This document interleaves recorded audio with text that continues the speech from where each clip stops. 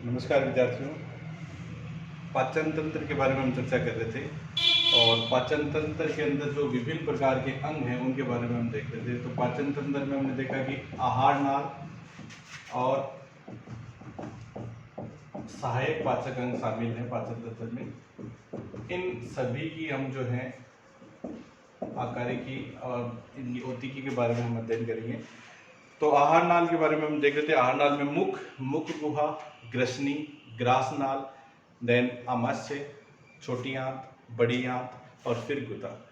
आमाशय यदि रूमिनेट्स हैं, रुमांती पशु हैं, उनके आमाशय 4 कक्षों में विभाजित रहता है। रूमन, रेटिकुलम, ओमेजम और एबोमेजम, ये 4 कक्ष होते हैं। ठीक है। और जो सामान्य जो नॉन रूमिनेट्स पशु हैं उनमें आमाशय एक ही कक्ष में विभक्त रहता है, एक ही कक्ष होता है उसमें। और जो सूडो रूमिनेट्स एनिमल्स हैं उनमें आमाशय 3 कक्षों में विभक्त रहता है। ठीक है। आहार नाल में हम फिर जो अलग अलग जो अंग हैं उनके बारे में हम चर्चा करते हैं। सबसे पहला जो अंग है वो है मुख, माउथ। ठीक है। मुख जो है यह आहार नाल का सबसे पहला उसकी ओपनिंग है। ठीक है। जिसके द्वारा भोजन को अंतर्ग्रहण किया जाता है। और मुख की जो ओपनिंग है उसको हम राइमा ऑरिस भी कहते हैं। मुख गुहा की जो ओपनिंग जिसका नाम है मुख, उसका ओपनिंग को हम क्या है, राइमा ऑरिस भी ये नाम उसको दिया जाता है, राइमा ऑरिस। मुख जो है वो 2 होठों के द्वारा घिरा हुआ रहता है। जैसे ये हम गोवंश की चर्चा करें,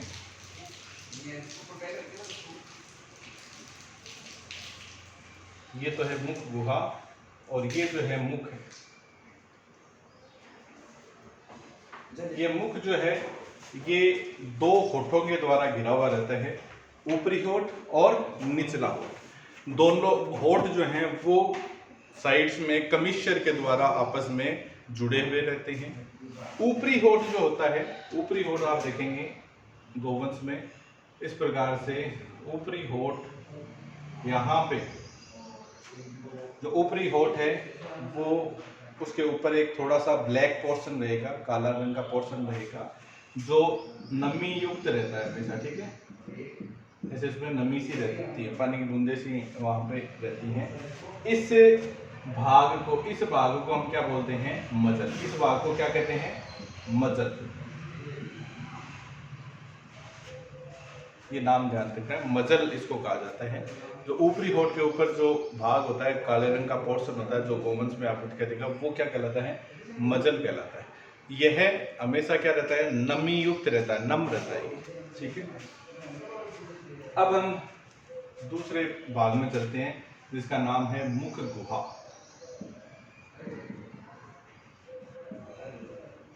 ठीक है। पहला तो हो गया मुख और दूसरा अब है मुख गुहा। मुख है वो 2 होठों के द्वारा, ऊपरी होठ, निचला होठ, इनके द्वारा घिरा हुआ रहता है। जैसे कुछ प्राणी, जैसे इनमें घोड़ों के अंदर जो होठ हैं वो ज़्यादा चलायमान होते हैं, जबकि गोवंश में इतने ज़्यादा चलायमान नहीं थे। घोड़ों में आप देखोगे होठों के द्वारा जो अंतर्ग्रहण की क्रिया है वो होठों के द्वारा की जाती है, लगभग होठों के द्वारा। ठीक है। और जब भी वो दाना वगैरह खाते हैं होठों के द्वारा खाने की प्रयास करते हैं। ठीक है। और इनमें जो है ऊपरी होठ, जो गोवंश में ऊपरी होठ जो है उसके ऊपर काले रंग का एक क्षेत्र पाया जाता है जिसको हम क्या बोलते हैं, मजल। यह नमी युक्त क्षेत्र होता है। होठ के जो बाह्य सतह है वो तो स्किन के फोल्ड से बनी हुई होती है और आंतरिक सतह जो है वो स्ट्रेटिफाइड स्क्वेमस एपिथेलियम, स्तृत सल की उपकला की बनी हुई होती है। ठीक है। जो सुअर है, सुअर के अंदर ऊपरी होठ जो है वो किससे के रूप में होता है, थुथन, स्नाउट के रूप में होता है। ठीक है। स्नाउट के रूप में उनमें पाया जाता है। ठीक है। ये थोड़ा सा दिमाग में आपको थोड़ा सा ध्यान में रखना है कि मुख गुहा की जो ओपनिंग है जिसका नाम है मुख, और यह आहार नाल की पहली ओपनिंग का नाम है मुख। और ये 2 होठों के द्वारा घिरी जाती है। होठ दोनों दिशाओं के अंदर कमिश्चर के द्वारा आपस में जुड़े रहते हैं। गोवंश में ऊपरी होठ के ऊपर काले रंग का क्षेत्र पाया जाता है जिसको हम मजल कहते हैं। घोड़ों के अंदर होठ ज़्यादा चलायमान होते हैं और वो भोजन के अंतर्ग्रहण में भी सहायक होते हैं, ठीक है। इसके अतिरिक्त जो सुअर है, सुअर में जो होठ हैं वो स्नाउट के रूप में होते हैं, स्नाउट थूथन के रूप में होठ जो है वो होते हैं, ठीक है। फिर हम बात करें मुख गुहा। मुख गुहा के अंदर चलते हैं हम। ये जो बक्कल कैविटी है इसके अंदर हम एंटर होते हैं। मुख गुहा के जो ऊपरी जो छत है, इस छत का निर्माण जो है वो किसके द्वारा किया जाता है? तालु के द्वारा। किसके द्वारा किया जाता है? तालु। ये तालु जो होता है वो दो प्रकार का होता है। आगे जो तालु है वो तो होता है कठोर तालु, और पीछे जो तालु है वो है कोमल तालु। तालु जो है वो दो प्रकार का है, कठोर और कोमल, ठीक है। इनको हम थोड़ा सा डिस्कस करेंगे पूरा डिटेल में। अभी एक बार थोड़ा सा ध्यान रखना हमको। नीचे की तरफ ये जो है मैंडिबल हड्डी होती है, जबड़े की हड्डी होती है, और यहाँ पे एक हाइयोइड बोन होती है जिससे जीभ ऐसे लगी हुई रहती है, इस प्रकार से जीभ रहती है। तो इस के फर्श भाग का निर्माण किसके द्वारा किया जाता है? जो मैंडिबल की हड्डी, हाइयोइड बोन और इसके जीभ के द्वारा इसका फर्श का निर्माण जो है, मुख गुहा के जो फर्श का निर्माण जीभ के द्वारा किया जाता है। साइड्स के अंदर क्या होते हैं? मुख गुहा के अपन इस प्रकार से देखें, यहाँ पे दांत होते हैं साइड्स में, सामने की तरफ भी दांत होंगे, ठीक है। और साइड्स के अंदर क्या होते हैं? ये क्या है अपने गाल। तो गालों के द्वारा इनके पार्श्व, मुख गुहा की पार्श्व दीवारों का निर्माण जो है वो किया जाता है, ठीक है। पार्श्व दीवारों का निर्माण किसके द्वारा किया जाता है? मुख गुहा के पार्श्व दीवारों का निर्माण गालों के द्वारा किया जाता है। तो मुख गुहा के अंदर कौन कौन सी संरचना होगी? एक तो देखो ये हो गया तालु, ठीक है। दूसरा जीभ, तीसरा क्या हो गया? दांत, दांत भी होते हैं, ठीक है। और ये मुख्य जो है इसके भागों के नाम है, ठीक है। इसके अतिरिक्त दांत जो है वो किस पे रहते हैं? मसूड़ों के ऊपर रहते हैं, मसूड़े होते हैं, ठीक है। और साइड्स में क्या होते हैं? चिक। पार्श्व दीवार जो होते हैं वो क्या होते हैं? गाल, ठीक है, कपोल, उनके द्वारा पार्श्व दीवारों का निर्माण किया जाता है। तो इस प्रकार से मुख गुहा एक कैविटी है। इस कैविटी का की छत का निर्माण, ऊपरी भाग का निर्माण किसके द्वारा? तालु के द्वारा। अपने भी मुख गुहा के ऊपर की साइड में क्या है? तालु। ये तालु जो है आगे की तरफ तो हार्ड होता है, पीछे की तरफ ये कोमल है, जिसको कोमल तालु कह रहे हैं, आगे वाले को कह रहे हैं कठोर तालु, ठीक है। इसकी पार्श्व जो दीवारें हैं, पार्श्व दीवारें गालों के द्वारा निर्मित की जाती हैं, ठीक है। जो आपके फर्श है, इसका फर्श का निर्माण जबड़े की हड्डी, हाइयोइड बोन और साथ ही साथ जो जीभ होती है हाइयोइड बोन पर लगी रहती है, उसके द्वारा इसकी फर्श का निर्माण किया जाता है, ठीक है। इसके अतिरिक्त मुख गुहा में मसूड़े हैं, ठीक है। इसके अतिरिक्त जो आपके दांत हैं वो हैं।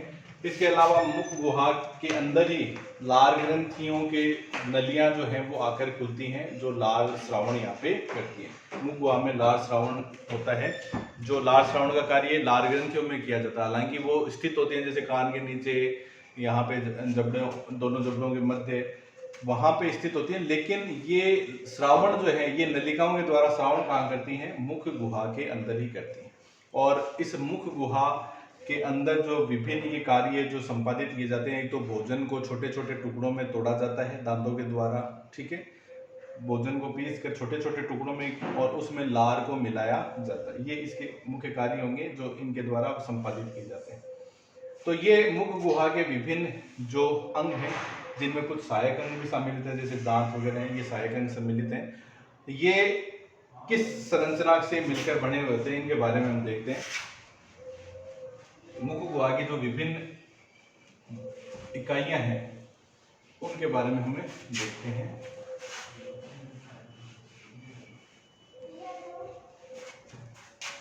जैसे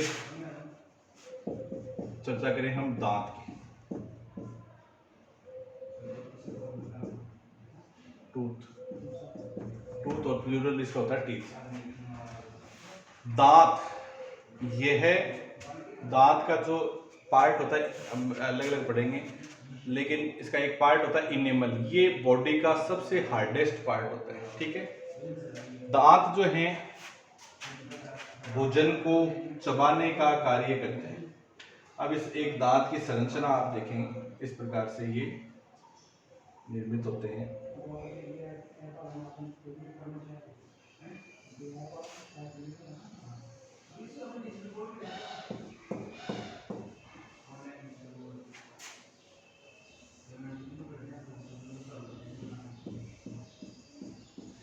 ये जबड़े की हड्डी है, ये जो दिखाई दे रही है जबड़े की हड्डी, इस प्रकार से जबड़े की हड्डी होगी और उसमें इस प्रकार से खड्डा सा होता है ऐसे। इस खड्डे के अंदर ऐसे दांत जो है वो व्यवस्थित रहता है। इस खड्डे को हम बोलते हैं एल्वियोलस। क्या बोलते हैं? एल्वियोलस। दांत जबड़े की हड्डी में स्थित खांच जिसमें दांत स्थित होता है उसको हम क्या बोलते हैं? एल्वियोलस। ठीक है, तो ये इस प्रकार से ये यहाँ पे ये जो दिखाई जा रही है, जो क्रॉस के रूप में मैं दिखा रहा हूँ, ये हड्डी है, जबड़े की हड्डी है। उसके ऊपर ये जो स्थित है ये क्या है? मसूड़ा है। ये क्या है? मसूड़ा है।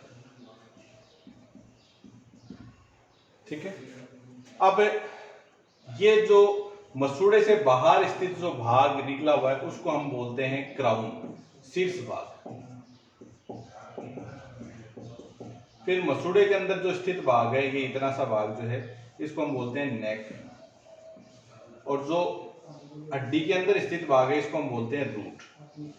तो स्थिति के आधार पे हम दांत की को 3 भागों में, क्राउन, नेक और रूट, ये 3 भागों में डिवाइड करते हैं। ठीक है, अब हम इसके भागों के नाम देखते हैं कि इसमें कौन कौन से उत्तक हैं वो पाए जाते हैं। तो इसमें 4 प्रकार के उत्तक हैं। सबसे जो ये बाह्य हार्डेस्ट पार्ट होता है इसको हम बोलते हैं इनेमल। इनेमल, ठीक है। इनेमल के नीचे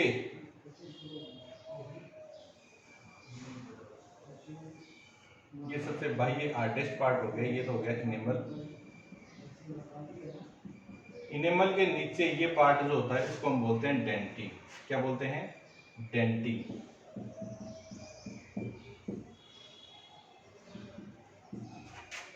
ये जो भाग है जो कि एक प्रकार से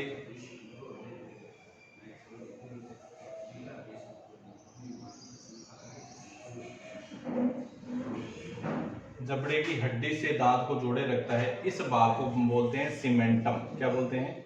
सीमेंटम। और ये जो आंतरिक जो भाग है जिसके अंदर रुधिर वाहिनियां, तंत्रिकाओं का जाल होता है, इसको हम बोलते हैं पल्प। ये चौथा जो पार्ट है इसको हम बोलते हैं पल्प। और ये जो कैविटी जिसमें पल्प बना रहता है वो पल्प कैविटी कहलाता है। तो ये 4 प्रकार के ये इसके अंदर भाग हैं।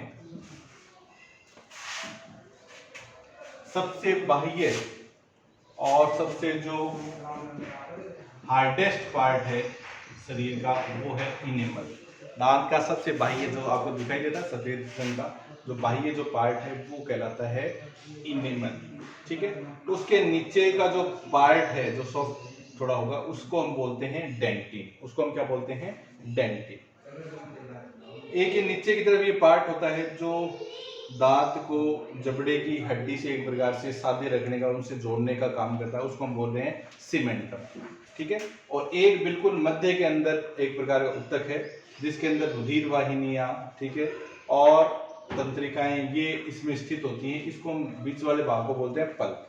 और इसी के द्वारा इस यहाँ नीचे से रुधिर वाहिनियां और तंत्रिका वाहिनियां यहाँ पे अपना जाल बनाए रखती हैं और ये ही दांत को पोषण प्रदान करने का कार्य कर रहा है। ठीक है, तो ये 4 प्रकार के भाग हैं इसमें, इनेमल, डेंटिन, सीमेंटम और पल्प। ये 4 भागों के नाम है। पल्प जिस कैविटी में भरा रहता है उसको हम पल्प कैविटी कहते हैं। ठीक है,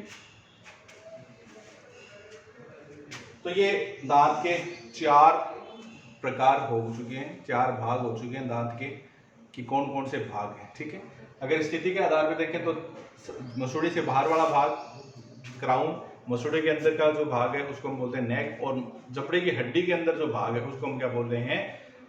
रूट। ठीक है, और हम इसकी संरचना के आधार पे देखें तो इसमें 4 भाग हैं, इनेमल, डेंटिन, सीमेंटम और पल्प। ये 4 भाग हैं इसमें, इनेमल, डेंटिन, सीमेंटम और पल्प, ये 4 भाग हैं।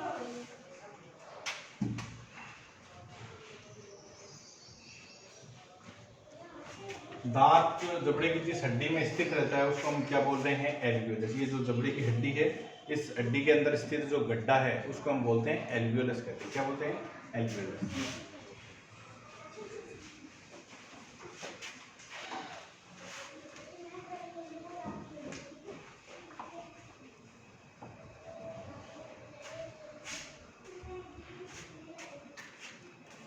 अब दांत जो है उत्पत्ति के आधार पे दो प्रकार के दांत जो है वो होते हैं।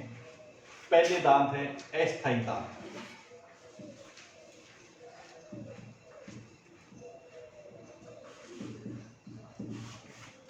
अस्थायी दांत, इनको दूधिया दांत या मिल्क टीथ भी कहते हैं, milk teeth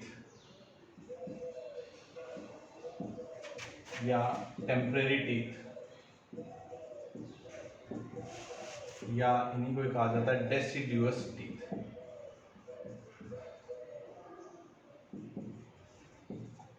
milk teeth, temporary teeth या डेसिडुअस टीथ, ये क्या होते हैं, जन्म के समय या तो मुख गुहा में उपस्थित रहते हैं पशु के, या जन्म के कुछ दिनों पश्चात मुख गुहा में आते हैं, और ये अपनी एक वृद्धि करके, निश्चित वृद्धि करके उसके बाद में ये स्थायी दांतों द्वारा प्रतिस्थापित कर दिए जाते हैं। ये टूटकर गिर जाएंगे और इनकी जगह दूसरे दांत आएंगे जिनको हम स्थायी दांत कहेंगे। ठीक है, तो ये जीवन काल के कुछ समय में शुरुआत में ये मुख गुहा में रहते हैं, अस्थायी दांत कहलाते हैं। और दूसरे हैं स्थायी दांत, परमानेंट टीथ।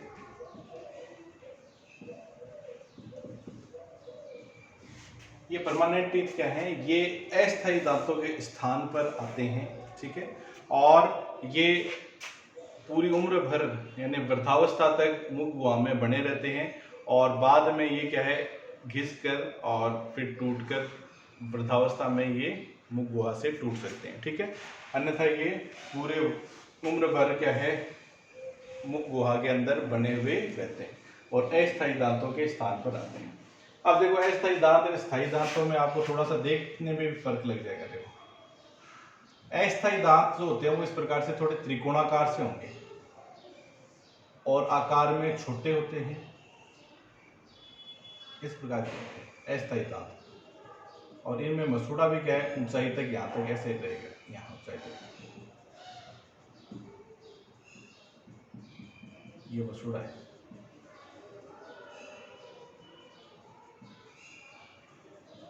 तो आप अपने बच्चे में अपन देखते हैं तो उनमें देखेंगे यहाँ पे अस्थायी दांत होते हैं। अस्थायी दांत जो होते हैं वो आकार में छोटे, त्रिकोणाकार आकार के होते हैं, और रंग इनका क्या होता है, बिल्कुल सफेद, दूध या सफेद रंग होता है इनका। ठीक है, मसूड़े हैं वो भी अधिक ऊंचाई तक होते हैं। ठीक है, इनके बीच में अधिक ऊंचाई तक मसूड़े हैं वो स्थित रहते हैं। और स्थायी दांत किस प्रकार के होते हैं, स्थायी दांत होते हैं इस प्रकार के, देखो आकार में बड़े होंगे, चौकोर होंगे, थोड़ा पीलापन लिए हुए होंगे, और जो मसूड़े होंगे वो भी क्या है, ज्यादा ऊंचाई तक नहीं रहते, कम ऊंचाई तक स्थित रहते हैं। ठीक है, स्थायी दांत क्या होते हैं, आकार में बड़े, चौकोर, पीलापन लिए हुए,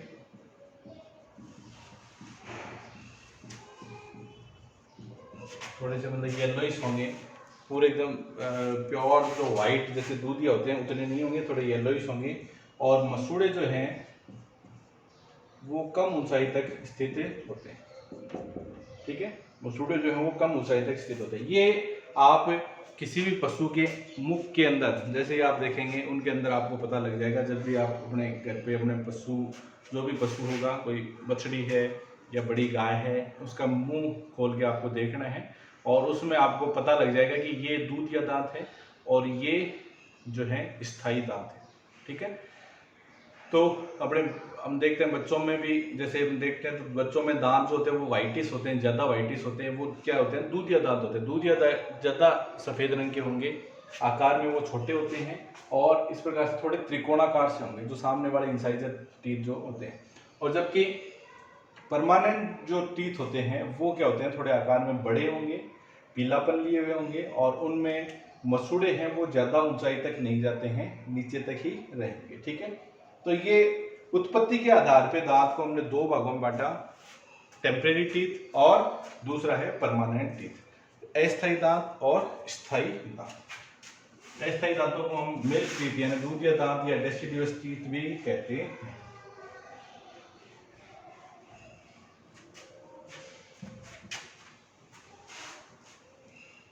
अब दांतों की जो स्थिति और उनके कार्य के आधार पे दांत जो है वो चार प्रकार के होते हैं।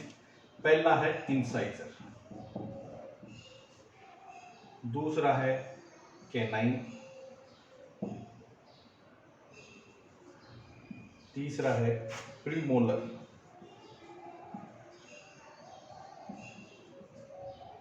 और चौथा है मोलर।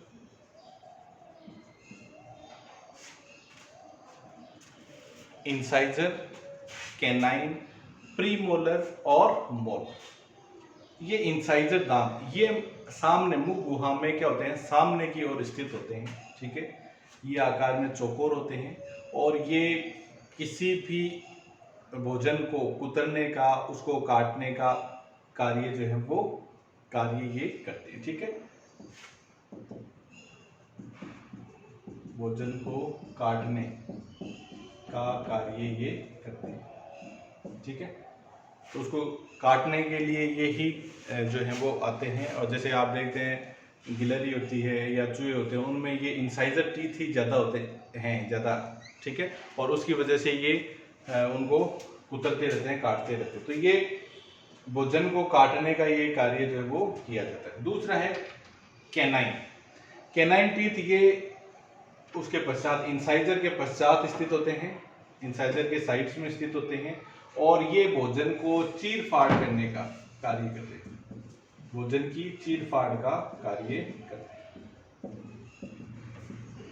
और ये चीर फाड़ का कार्य किस में किया जाता है, सामान्यतः जो कैनाइन जो मांसाहारी पशु होते हैं उनमें ये चीर फाड़ का जो है वो कार्य किया जाता है। तो वहाँ ये दांत उनमें ज़्यादा, मांसाहारी पशुओं के अंदर ज़्यादा सुविकसित होते हैं और ज़्यादा बड़े इनमें पाए जाते हैं। ठीक है, फिर प्रीमोलर प्रचौर्णक और मोलर चौर्णक, इन दोनों का कार्य क्या है, भोजन को चबाने का कार्य है, भोजन को चबाने का कार्य है।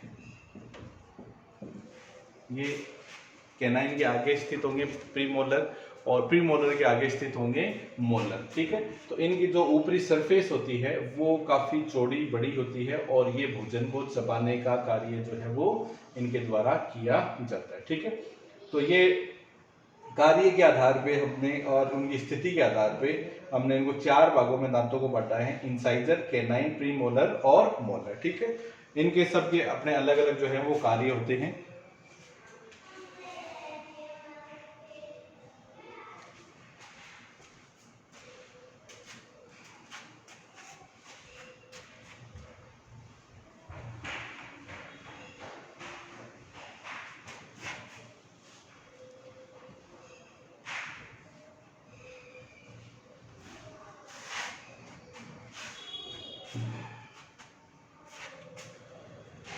अब एक आपको ये ध्यान रखना है, दांत का सूत्र जिसको हम दंत सूत्र, डेंटल फॉर्मूला,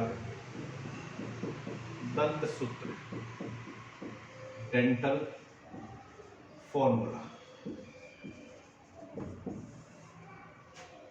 ये क्या होता है, दांत का जो विन्यास है, मुख गुहा में दांत का विन्यास होता है, उस दांत को, विन्यास को दर्शाने का जो एक सूत्र होता है उसको ही हम क्या कहते हैं, दंत सूत्र कहते हैं। मुख गुहा में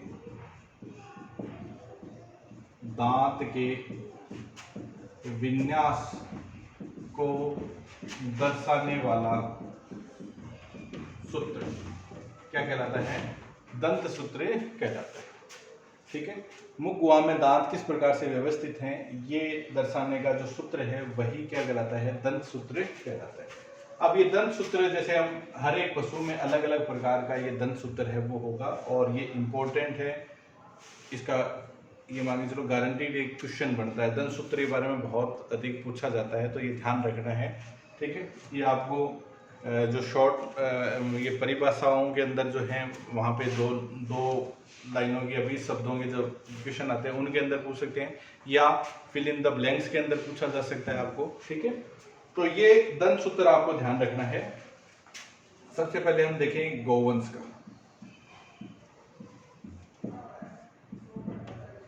गोवंश का दंत सूत्र।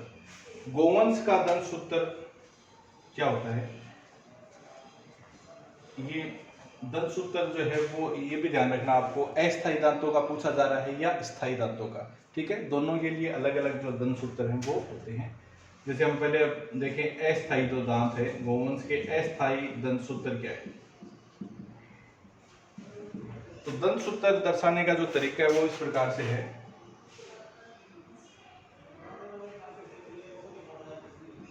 DI का मतलब क्या है? डेसिडुअस इंसाइजर, यानी हम DI लिख दिया, इसका मतलब क्या है? कौन सा सूत्र लिख रहे हैं हम? डेसिडुअस इंसाइजर, यानी अस्थायी दांत सूत्र लिख रहे हैं। ठीक है, DI। अब ऊपरी जबड़े में एक दिशा में एक साइड में कितने दांत हैं वो दर्शाया जाता है। तो ये है 0/4। दूसरा है DC 0/0। तीसरा है DPM प्रीमोलर, डेसिडुअस प्रीमोलर, ये है 3/3। और चौथा है डेसिडुअस मोलर 0/0। अब ये देखिए कितने दांत हो गए?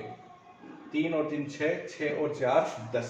अब इसको मल्टीप्लाई कर दिया जाता है 2 से, क्योंकि ये एक दिशा का ही बताया गया है, दूसरी दिशा के लिए हम 2 से मल्टीप्लाई कर देते हैं। तो 3 और 3 6, 6 और 4 10, 10 × 2 कितने हो गए?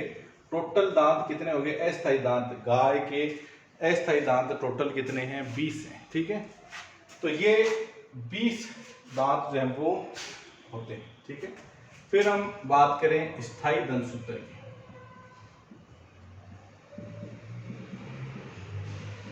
स्थायी दंत सूत्र को कैसे दर्शाएंगे हम?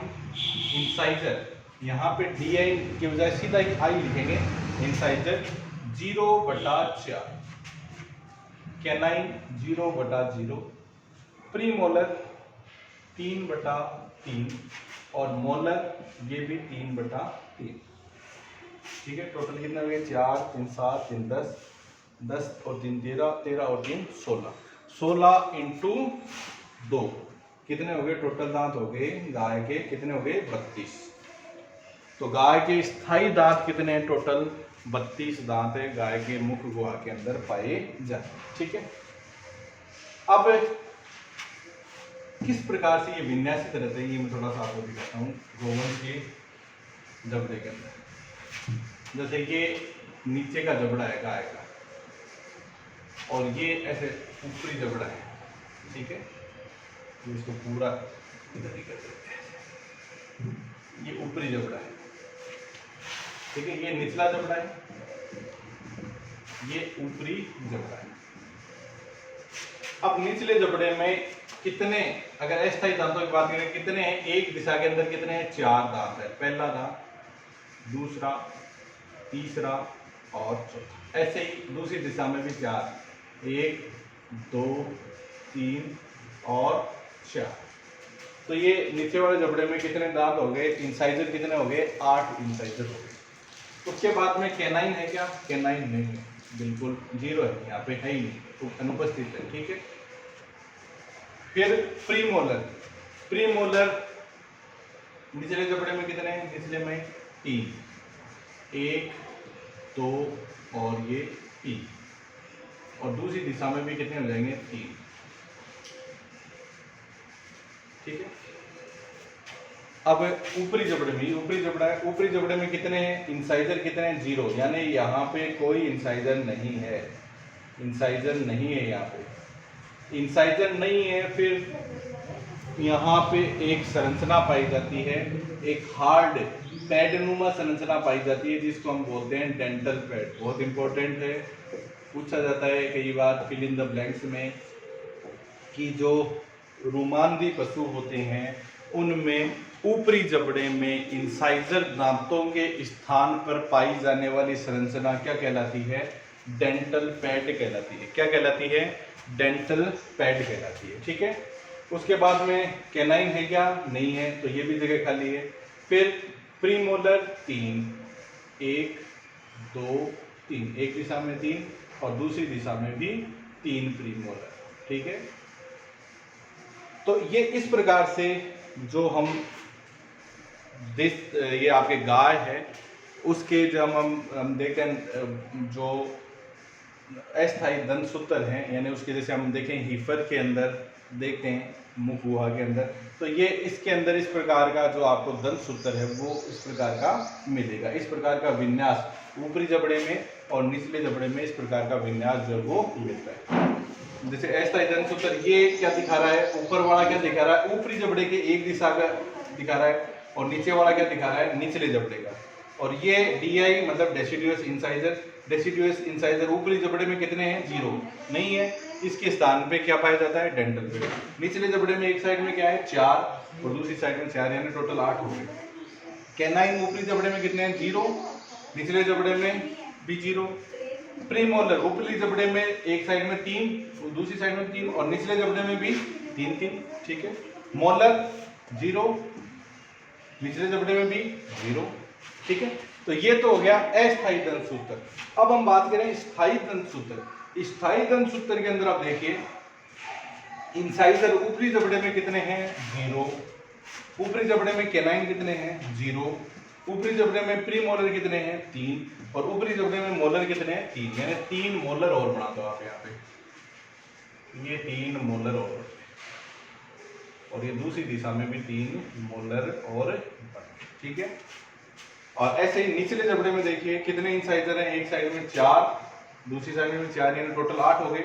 कैनाइन निचले जबड़े में कितने हैं? 0। प्रीमोलर निचले जबड़े में कितने हैं? 3, एक दिशा में, दूसरी दिशा में 3 और मोलर कितने हैं? 3, यानी कि 3 मोलर और दोनों दिशाओं में बढ़ा देते हैं।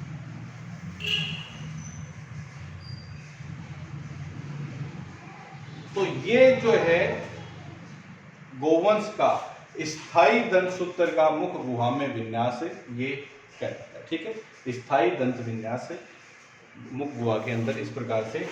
ठीक है, यहाँ पे एक देखिए ये जो जगह रहती है ये थोड़ी सी खाली रहती है। इस खाली जगह को जहाँ पे कैनाइन नहीं होते, ठीक है, इस खाली जगह को बोलते हैं हम डायस्टेमा। क्या बोलते हैं? डायस्टेमा। इसका भी ध्यान रखना, डायस्टेमा। तो यहाँ पे 2 टर्म आपको ध्यान रखनी है। एक तो डेंटल पैड। डेंटल पैड क्या होता है?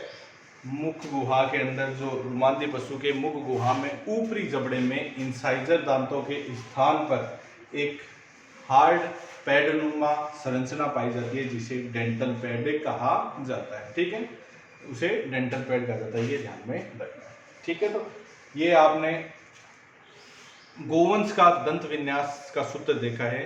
दंत सूत्र जो है गोवंश का वो हमने देखा, अस्थायी दंत सूत्र और स्थायी दंत सूत्र। ऐसे ही विभिन्न अन्य पशुओं का भी हम दंत सूत्र नेक्स्ट क्लास में चर्चा करेंगे। कल थोड़ा सा पढ़ गया ना आपको, और ताकि ये दंत सूत्र जो है वो आपको ध्यान रहे, साथ ही साथ आपको यहाँ पे रिवाइज हो जाए। ठीक है, धन्यवाद।